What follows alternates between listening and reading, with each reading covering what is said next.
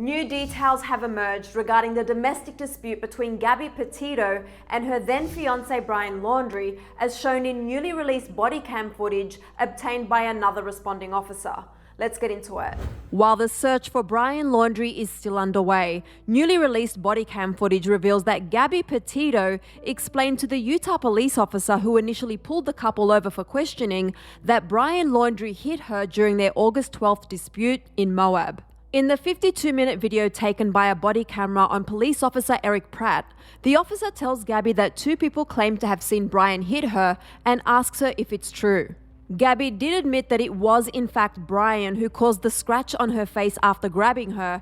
However, Gabby explained that it was her who hit him first. The footage obtained by CNN provides another glimpse into the troubles between Gabby and Brian during their cross-country road trip over the summer. The police interaction initially began with a call from a witness who told dispatch he wanted to report a domestic dispute involving a couple who drove away in a white van, according to 911 audio.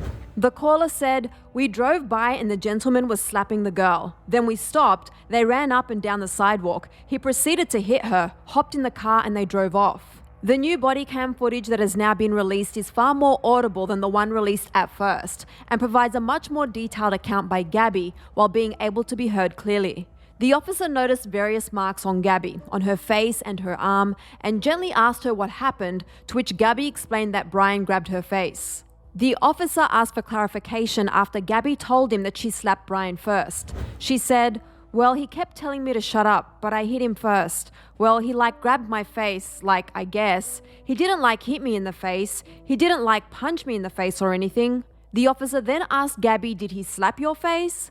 A distressed Gabby responded with this. He grabbed me with his nail, and I guess that's why I definitely have a cut right here because I can feel it when I touch it, it burns. At one point in the video, Gabby asks the responding officers not to separate her from Brian, looking for a way to minimize the situation, saying, "We're a team, please. It's going to give me so much anxiety. Can we just have a driving ticket?" The officer responded that the very best thing I can do is call my supervisor and see if I'm missing something here.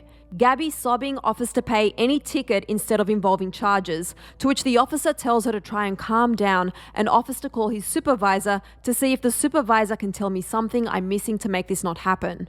Brian had minor visible scratches on his face and right arm, but had no fear for his safety and was, quote, "assessed to be at low risk of danger or harm as a result of his proximity to his fiancée." No charges were filed, and at the officer's suggestion, the couple separated for the night, with Laundrie staying at a hotel and Petito taking the van. The city of Moab said in a statement last week that it had launched an investigation into the interaction between the couple and police. They said, "We recognize how the death of Miss Petito more than 2 weeks later in Wyoming might lead to speculation in hindsight about actions taken during the incident in Moab. The purpose of the city's formal investigation is to gather the underlying facts and evidence necessary to make a thorough, informed evaluation of such actions." The statement went on to explain, at this time, the city of Moab is unaware of any breach of police department policy during this incident, but formal investigations continue to be conducted. And for more on the details leading up to Gabby's disappearance, click right over here for another clever video. Then be sure to let me know your thoughts in these latest findings in Gabby's case in the comments section below. I'm your host, Susan Morad. You can find me on socials at Susan_Morad. I'll catch you later. Bye guys.